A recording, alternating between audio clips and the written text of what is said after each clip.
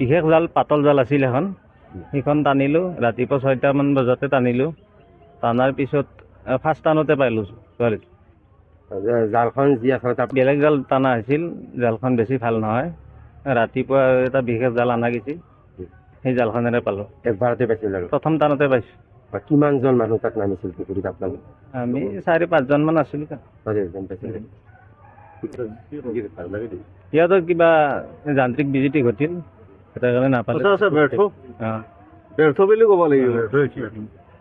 এতিয়া প্ৰশাসনৰ মানুহ লোক আহি উপস্থিত হৈছে। প্ৰশাসনৰ মানুহ ৰাতিও আছে, ৰাতিপুৱা আহিছে, লগত আহিছে। এছডিআৰএফ বাহিনী আৰু নাই এতিয়া ক'ত আছে? এতিয়া ক'ত আছে? এতিয়া নিলে নেকি? নাই নিয়া নাই, এই মাত্ৰ নিব আৰু ক'ত নিব? পষ্টমৰ্টম নিব।